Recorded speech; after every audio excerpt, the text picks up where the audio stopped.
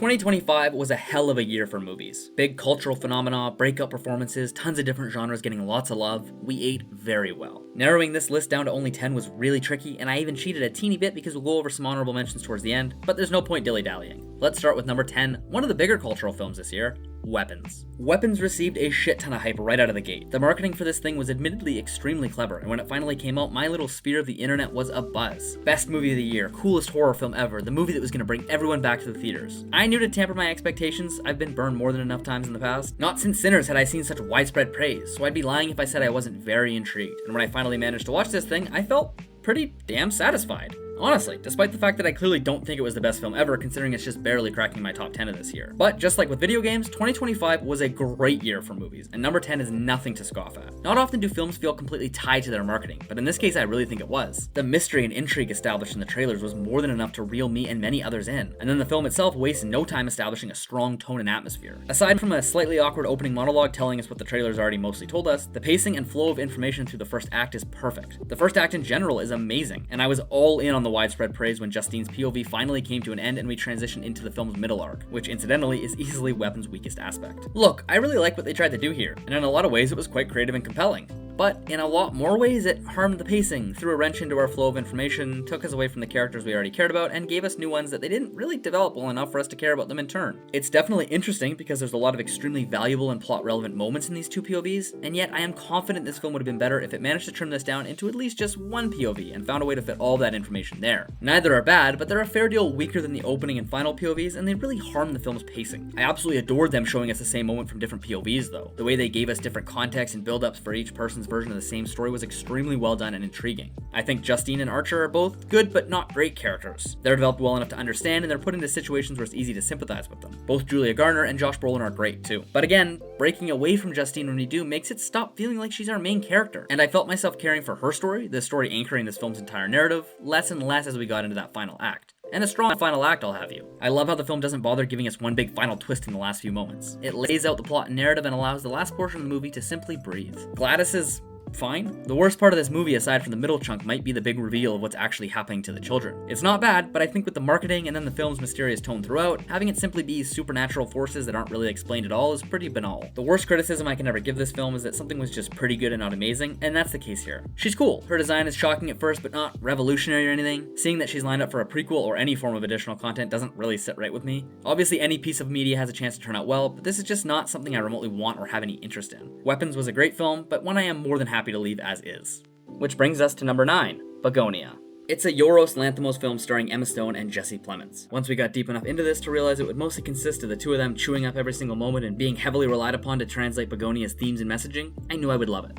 How much I love it is honestly changing every day. I do really like it, but if there was one film on this list here that I was constantly moving up or down, it would be Begonia. As I said, the acting is terrific. I've always said that the best Eminem beat simply gets out of his way and lets him steal the show, popping in only here and there to elevate a given moment, and I feel the same about Lanthimos in this film. His style is still as obvious as ever, but it's more subdued. He truly is content with just letting either Stone or Plemons take over a given scene, and that's where this film is easily at its best. When it comes to the pacing, I also think this film shines. Being kidnapped so early, I was worried we'd spend too much time doing nothing with her in captivity while Plemons and his cousins scheme off in the corner, but it seems like Lanthimos knew this could be an issue, and there's great pacing in regards to our slower, more contemplative moments and our louder, more bombastic ones. The tension and suspense is wonderful, largely in part due to our two leads obviously, but the camera work, the lighting, and especially the score play a really large role as well. The messaging here can be a bit hit or miss, both in delivery and substance. It can get a bit heavy-handed at times, but it's believable that someone like Plemons' character would be all consumed by the dogmatic rhetoric he subscribed to. And I like that he seems more self-convinced than manipulated by a larger entity. Oh, and speaking of subscribing, if you're enjoying this video and want to help support the channel, then please consider subscribing. It goes such a long way for a smaller channel like this, and I would just really appreciate it. Anyways, back to the live-action B-movie spin-off. I found the way he manipulates his cousin to be very compelling, however. It's not malicious, it's not overtly evil, it's wrong, but it comes from some sort of a good place on his part, at least seemingly so. He does care for him, he never asks him to do anything too unruly according to his own moral code. He's a desperate, confused man taking advantage of someone he knows he can control, but it never felt evil to me. It's what made the cousins' bouts of confusion and hesitation so enthralling. It's what made Stone's attempts to win him over so much more believable and possible, and in the end the confusion becomes his undoing. That final twist of Emma Stone being an alien was pretty easy to see coming, but the film still throws us for a whirl so many times that I am perfectly okay with it. I can't praise the acting enough, obviously I haven't shut up about it, both with Plemons obviously believing her to be an alien, then somehow convincing himself that she's an empress, which he manages to be correct about, which was a wonderfully subversive scene, but also with Emma Stone and her line deliveries. She always seems just a bit off. A pampered CEO in a horrible situation, or an intelligent life form from another planet in proper jeopardy of being made. Oftentimes it seems like both. I reckon they'll both be getting nominations for Best Actor and Actress respectively, and I could not agree more. My main issues would be with the narrative itself, as I felt it supported the characters but was never compelling or engaging enough on its own. Being so ingrained in its political commentary, it could come across as both pretentious and a bit silly at times, but it's delivered with enough sincerity so it never bothered me too much. Yorgos Lanthimos films are always very divisive, and this one is no different. At number 8, we have Superman. Am I crazy for putting this in my top 10? No, you're crazy for thinking I'm crazy. This movie is awesome, and I think it has only improved in my mind since release. Not only is this kickstarting the new DCU, taking over from the catastrophic and disastrous DCEU, but more importantly, it's the first time in a while we're getting an honest-to-goodness, faithful Superman adaptation. I liked some of the ideas Zack Snyder had, but he was never really a Superman guy. Their ideals clashed horribly, and while I think it can be cool to reimagine and reinterpret certain characters, the people have yearned for a proper aw-shucks Superman who represents hope, optimism, and radiates that safety and positivity we know him for. Now you throw in the all-time casting of David Cornsweet, a man designed in a lab for this version of this character at this time, and then you factor in Nicholas Hoult as Lex Luthor, Rachel Brosnahan as Lois Lane. Jesus Christ, Nathan Fillion and Eddie Gathegi? I am very comfortable in saying this is one of the very finest casts in superhero history. Plus, Millie Alcock's Supergirl already has people salivating over her trailer and brief scene in Superman. Interpret that wording as you will. And let's not forget, something I have somehow excluded thus far. This movie is really damn good, man. It's fun as hell, it's so true to the comics, visually stunning, full of the vibrant colors we've been so deprived of lately. There's this cinephile part of my brain that really wants to say it's not as good of a proper film as something like Eddington or Begonia, but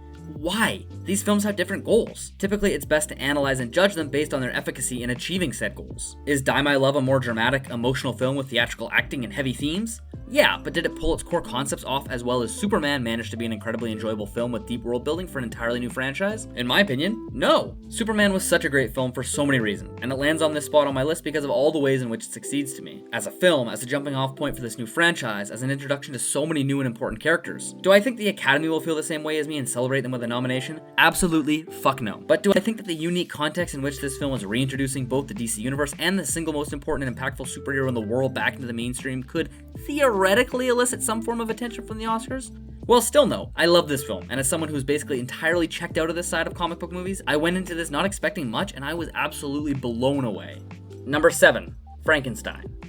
Few films from 2025 had this strong of an effect on me. Whether it be the insights into Victor Frankenstein's childhood, his journey towards realizing his ultimate vision without ever stopping to think about what might come next should he succeed, Mia Goth's delicacies towards the world around her, extending post-haste to the creature who knew nothing but abuse from his master, or Jacob Elordi himself and his downright mastery of the craft. Having to portray the creature at various stages of his life, he was able to showcase a multitude of emotions, both physically and verbally, and he flat out fucking killed it. The emotion and heartbreak he brings to this film is amongst its very finest qualities. The narrative structure here is great, and it helps to keep the pacing quick and fresh. We're given just enough attention to Victor's upbringing to extend perhaps more sympathy than he deserves as he goes about his journey. But the moment we see him mistreating a helpless and afraid creature, we turn on him immediately. Contrast that with the kindness Elizabeth shows him, and then of course the old man at the hunting lodge. Exquisite. Having Victor narrate our first portion and the creature narrate the rest transition into with that incredible moment where the creature finally confronts a dying Victor as he recounts his tale to the captain is stunning. Their two perspectives hit such differing emotional beats. Where Victor's elicited curiosity as we watch his genius both be molded and then fully realized, it quickly shifts to disgust once his creature is born. The sympathy we feel for said creature, however, only intensifies as we switch to his perspective. Scorned just for being, as his intelligence grows, so too does his sorrow towards his circumstances. His scenes are rife with so much charm and heartbreak, and watching him interact with the world around him as such a blank slate with a kind heart is wonderful. The performances are outstanding. Eyebrows or no eyebrows, Mia Goth can do it all. Oscar Isaac becomes detestable and loathsome while maintaining some undercurrent of charisma and sophistication. But of course, Jacob Elordi as the creature steals the film. The vast majority of the film's most poignant and charming moments belong to him and his journey, and the ending may be the best part of the entire thing. And this is not to mention how gorgeous this film looks. Like always, you can really feel the practicality of everything. It goes such a long way, and all the designs do nothing but elevate this film. Truly an incredible experience, and not one I went into expecting to be blown away by. It captured the emotions and tone of the book wonderfully, with magnificent performances and superb direction. For a good chunk of time, this was considered my #1 movie of the year, but for whatever reason, it just didn't have the same staying power as some of the others, and I eventually watched the movies for the first time that were just a little bit better for me. Still, what a great flick. Number 6, our latest addition, Bring Her Back.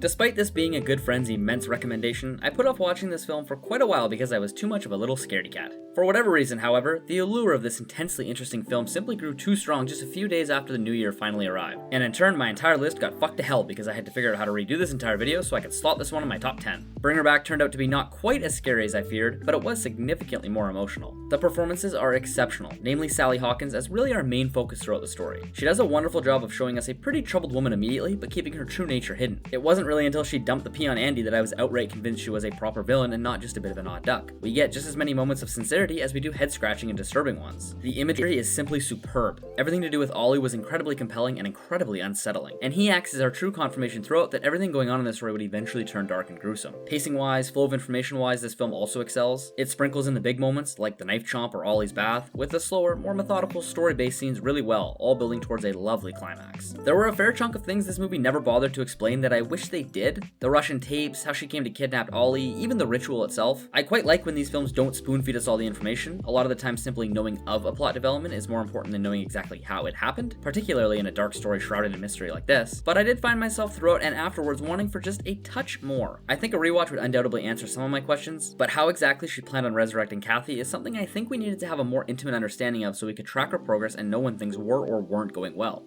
Other than that, pretty flawless. So much hit so hard, all culminating in a wonderful final act that really hammers home this film's themes of grief and desperation. Killing Andy when they did was gorgeous. I love when films kill off our main point of view character right in the climax and shift the entire perspective of the story. A horrific end for a pretty awful life. Despite this being like a tertiary theme of the film, I was really struck, as I almost always am, by how disgusting the foster care system can be. Everything about Andy's life is just getting poked over and over and over, begging for him to react, and once he finally does, the whole world labels him as a violent and cruel person, unfit to take control of his own life, let alone Piper's. That lack of control, again heavily highlighted by the possession Hawkins had over little Ollie, who I'd say was the truest victim in the story, all tied together so nicely. I also liked how they never really leaned into Hawkins being a truly sympathetic character. Yes, we definitely feel for her, but she went about 5,000 times too far to the point where her actions could not even be remotely justified. And I'm glad the film never gave us that moment of, aw, see, this could have happened to anyone. But you know what's driving me nuts?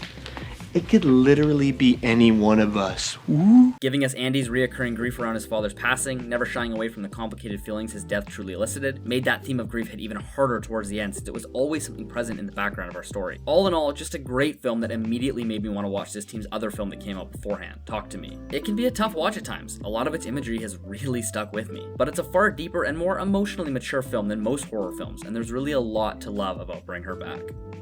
At number 5, Wake Up, Dead Man. Give me precisely 1,000 of these films. Rian Johnson and Daniel Craig have not remotely lost the magic they first found back in 2019, and I'd gladly argue this is the strongest installment in the franchise. The opening is so interesting and captivating, systematically introducing us to each one of our important characters and giving us just a shred of insight into why they might matter later. Josh O'Connor being our lead is lovely work. He's fantastic and he bounces off of both Josh Brolin and Daniel Craig himself in wonderfully wholly unique ways. It is kind of absurd that people can argue he isn't the lead, but anyways. I will admit that sadly the two actors I was the most excited about seeing, Andrew Scott and Kaylee Spaney, probably had the least attention, but that's okay. They're both great. Scott acting as perhaps the most manipulated and bought-in member of the group, and Spaney acting as one of the very least, someone who sees through Brolin's bullshit and only ever put her faith into him when she really had no other choice.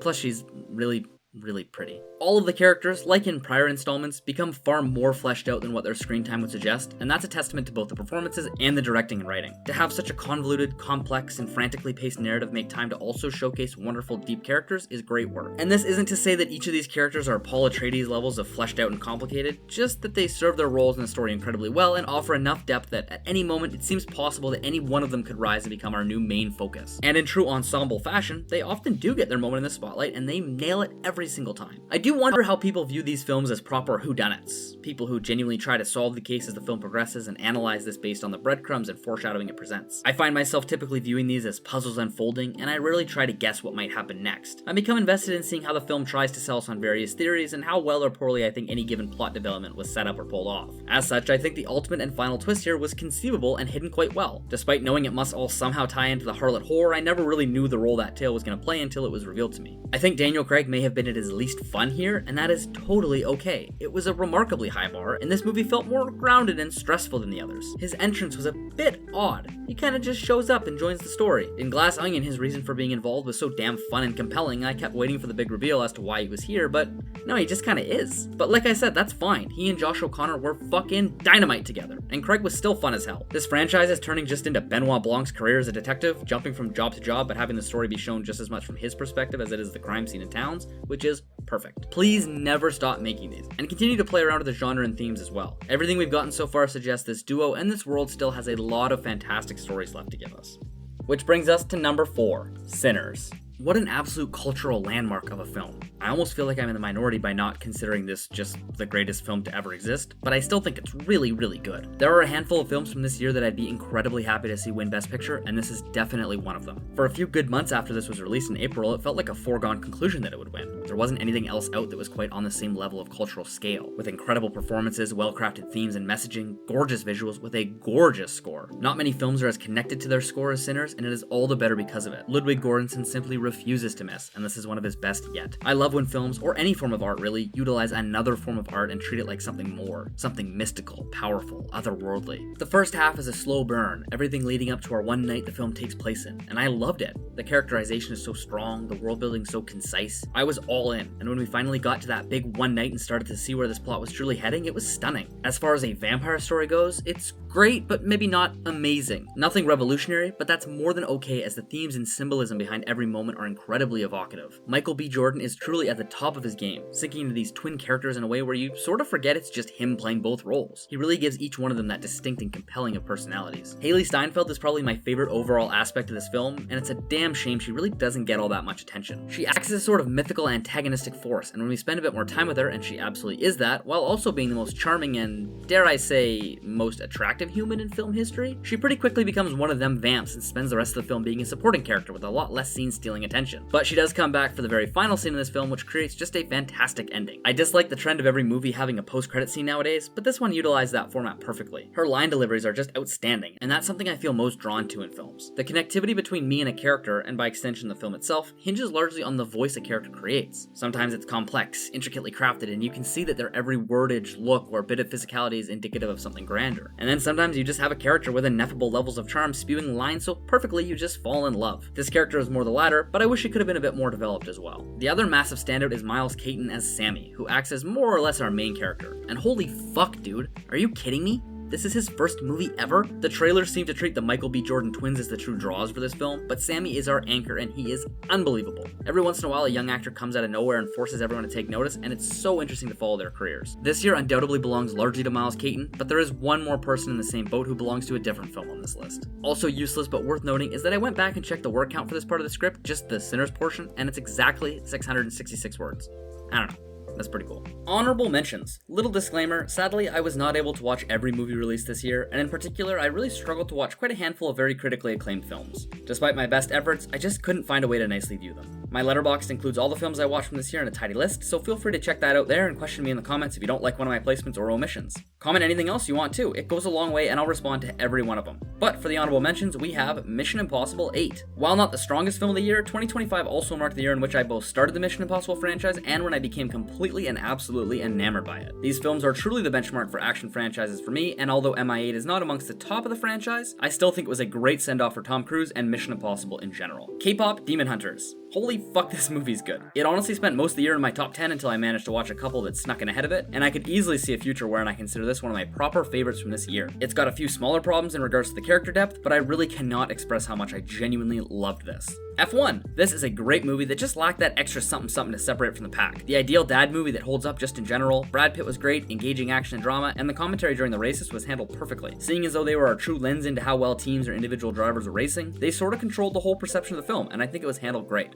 Horrific name for a film though. Eddington, a great satire, wonderful peek into an incredibly strange and tumultuous time which absolutely still resonates to this day. And lastly, we have Train Dreams, just a really solid, contemplative film. I found myself reflecting on moments in my own life just as often as I was engaged with the story, and I think Train Dreams was designed for that. Number 3, Blue Moon. What an intensely charming little flick. Although very emotional, heartfelt, and evocative, the charm of this film is really what stands out for me and what I'll always think of first. and that is thanks largely due to a truly exceptional performance by Ethan Hawke. The rest of the cast excels, all laud their performances and then some in due time, but it really is Hawke that propels Blue Moon to incredible heights. Reconnecting with his before trilogy companion Richard Linklater, here he plays an older lyricist on the opening night of the play Oklahoma, which was written by his former writing partner. The whole film takes place inside of a bar, and it is broken into 3 very distinct chunks, each one centering on a new character, and each one really honing in on a particular tone. Act 1 is outrageously fun, featuring Bobby Cannavale as the bartender, which is inspired casting by the way. Hawke is very loquacious and whimsical as he banters with Cannavale and a few of the other patrons. He is, after all, in remarkably good spirits as he is set to see the love of his life shortly, a much younger woman with whom he is convinced tonight will finally be the night she falls for him. The woman is played by Margaret Qualley, which is even more inspired casting. Throughout the film, she acts as the most desirable and enviable woman in the world, a niche I am very glad Qualley is beginning to make her own, and she is truly divine. Hawke, who in real life is 5'11", is absolutely dwarfed by Qualley, who in real life is 5'8". The visual fits perfectly in the context of the film, where he very much seems as though he is being overshadowed by those around him. She appears briefly in the first act of the film, but in the same way that Bobby Cannavale and the few bar patrons are the focus of Act 1, she's the focus of Act 3. Which brings us to Act 2, which features Hawke's former writing partner, played by Andrew Scott. Have I mentioned the term inspired casting yet? Well, this is about as inspired as it gets. Cannavale is always great, and Margaret Qualley has quickly become one of my favorite actresses, but Andrew Scott is on another level. Jim Moriarty. Hi. There are a lot of layers to his performance here, and he bounces between magnanimous, pompous, and genuinely kind towards Hawke, typically playing off of Hawke himself. While charming and filled with praise, he often throws in little digs or backhanded compliments, and throughout their conversations we get to see a bit more of their relationship and both what drove them apart and what made them so dynamic together. This is where the film starts to take on more emotion. We stop seeing Hawke as just this talented and celebrated lyricist and as more of a troubled genius. It's clear he has a lot of problems that have led to their relationship becoming so strained, and it doesn't really seem like he has any interest in working on those problems. He manages to ride the line between pitiable and crass extremely well, but I'd say he comes off as a lot more pretentious and snarky here. In the first act, we were given mostly intense charm. Act 2 featured a lot of smarminess, genuine bouts of sincerity are bookended by snide comments, and it can be as tough to watch as it is engaging. Act 3, however, is incredibly heartfelt. In Act 3, Hawke whisks Qualley away, and they spend time alone together as she recounts to him the tales of her recent love life. As it becomes clearer and clearer that she does in fact love him, just not in that way, he doesn't even really try to hide his sorrow. Hawke is such an easy character to root for, even despite the snarky remarks, and Qualley does seem to be very fond of him. You believe he might have a chance, despite the film doing so much work with its visuals to tell you that he doesn't. And as an audience, it is honestly such a gut punch to see his heartbreak. And when she eventually leaves the party hand in hand with Andrew Scott, fuck. This is a very earnest comedy drama. This film features an insane amount of charm that will have you smiling ear to ear while also leaving you feeling empty and hollow at times. Number 2, one battle after another. The performances really made this movie for me. There's a lot more to like, obviously, and even a fair bit to absolutely love, but the performances from top to bottom are just so utterly stupendous that at any given moment, considering one or more of them would be on your screen at a time, it was impossible to not be engaged and captivated. I think my main standout would be Sean Penn. He managed to give this weird little gremlin of a character so much fucking personality, down to the fact that his walk has practically become iconic and has been a non-stop talking point for me and my friends who watch this together. Every single line delivery of his is just god tier. It can be really tough to toe the line of being a serious and earnest character while clearly being written to be comedic, but he nails it. And in fact, Leonardo DiCaprio serves a very similar role. Now, I've heard some pretty decent arguments that DiCaprio is starting to play this type of character more and more, and maybe he's losing a bit of that sauce that made him, for my money, the very best actor alive for a significant amount of time. But he's just so good at this. What are you, my babysitter? What? Yeah. I know how to drink and drive. Yeah, I really want him to get back to playing more varied characters, but for the time being, I am still fully convinced that he is capable of portraying any character type perfectly, and it just so happens that a few of his recent roles have been similar. Just like with Sean Penn, he's a serious and earnest person who happens to be fucking hilarious with everything he does. His line deliveries are on another level, his physicality is just as good as Penn's, they really match each other perfectly while we loathe one and root for the other. Chase Infinity is obviously the other highlight. She's just incredible, a star in the making.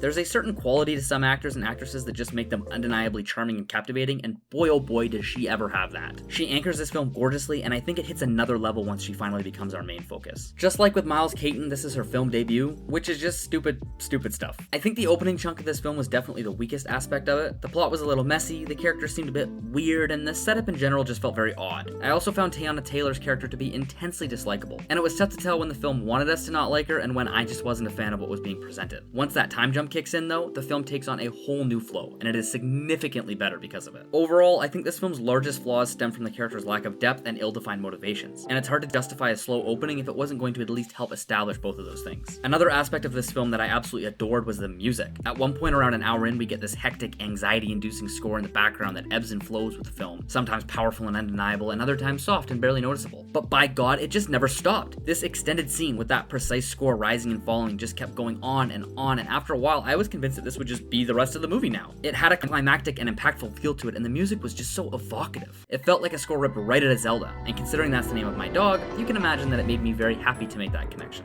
It has truly stuck with me, and I think it was just a gorgeous bit of filmmaking to include that lengthy part of the movie in that particular spot. Benicio del Toro was also lovely. I think I'm in the minority here where I think he was amazing, but not like the best character in the film. But he rounds this group out as a remarkably strong foursome. His vibe was incredibly welcome, acting as our only real blip of peace and calm. Whether it was him being in command and in control, or just being nonchalant, or some combination of everything, he was incredibly effective in this role, and I absolutely loved his inclusion. So the directing and the acting were simply divine. I don't think the story, however, was quite on the same level. It's not bad. I think it's got loads of great elements, namely its political commentary on our current world, but I do still think it was messy and uncompelling at moments. The ending is sublime. That middle chunk with the gorgeous score was maybe the best part of any film this year, and the opening was quite weak. I think this film is more than deserving of a Best Picture award, and I think it would be my vote for most likely to win. But for me, personally, there was one film that I found to be just a little bit better. Remember when I said Weapons had a good marketing campaign? Pull pint that dirty. To be 10 about 30. Still sipping dirty. Still putting work. Number 1, Marty Supreme. No one is doing it quite like Timothée Chalamet. One of the greatest under 30 filmographies in history added yet another entrant in the 11th hour, and by God, when I say it might be his very greatest performance yet, I mean it. Both an intensely charismatic, likable prick and a detestable, smarmy delight, Timothée Chalamet truly brings it all here. With Timmy being one of my absolute favorite actors and Ping Pong being just one of my absolute favorite things ever, saying I was excited for this movie would be quite an understatement. With that same claustrophobic and anxiety-inducing feel of Good Time and Uncut Gems, Chalamet feels designed in a lab to take this entire role, the dialogue, the physicality, the deceitfulness, everything, and bring it to new heights. He achieves this in spades. The direction is fantastic. The plot is engaging, never-ending. It smothers you over and over and never lets you breathe, allowing you only the briefest of reprieves before it strangles you yet again. As these characters you're wondering why you're even rooting for at this point make the worst decisions you could ever imagine. But we do root for them. They have this ineffable charm, this quality that makes us want for what they want, and they take advantage of this charm at every turn. Subplots converge, flickering moments of triumph are immediately shattered, which only makes their following acts more and more depraved. This film forms an unofficial trilogy with Good Time and Uncut Gems, employing very similar tones and atmospheres throughout. All three prioritize a sense of anxiety and claustrophobia, often having moments that are incredibly hard to watch. The prior two were directed by the Safdie brothers, Josh and Benny, but since then the brothers have gone their separate ways, and this is Josh's own film alongside another person who's worked on all of these films, Ronald Bronstein. I am very curious what element people think Benny was bringing to the table, since I can't think of any discernible qualities Good Time and Uncut Gems had that Marty Supreme lacks. Please let me know if anything comes to mind in the comments. I am quite curious. The supporting actors here are superb. Gwyneth Paltrow feels revitalized, funnily enough playing the role of a former world-famous actress. She has a level of sophistication and bravado that looms over everyone she shares a scene with. Tyler, the creator's here, and he's incredible. Basically, if you imagine the best version of what he could possibly look like as an actor, here it is. Kevin O'Leary is good. He's really good. He's mostly just playing himself, which helps, but he nails this role. In a way, I guess he has been playing up the asshole character all his life, but I was still pretty shocked at how genuinely good he is here. Odessa Azion is a revelation. Her role is relatively muted in the grand scheme of things, but the amount of emotion she can convey with a single line or a bit of physicality is incredible. Seeing her get caught up in all of Timmy's bullshit, not to mention her undesirable personal life, played perfectly into the overall anxiety of this thing. The music is incredible, the visuals and outfits are superb, the tone is so unique as it's set in 1950s New York, but no one talks or acts like that time period. It results in this incredibly unique retro-modern atmosphere throughout. I do wish the film managed to revisit that particular sense of charm displayed in the first act. When he is at the ping pong tournament and actively on top of the world, being as confident and cocky as possible, he just has this aura around him. He is just so captivating. And although he maintains a high level of confidence and arrogance throughout, he never quite achieves this same level of genuine likability. He's still a prick, but he almost seems funny and cool enough for it to be worth the hassle. And I would have liked if this film revisited that well once or twice as his life continues crumbling. All in all, I could just go on and on about this thing. There are so many other incredible elements at play here, and they all come together to create such a wonderful experience that's as charming as it is unsettling. And for me, it's my film of the year. And there you have it. Let me know your thoughts on my list and this year in general, and consider subscribing if you like this sort of stuff and want to help support the channel. Every subscriber goes such an insanely long way, and likes and comments help get this video out to even more people. I hope you enjoyed. Until next time, take care.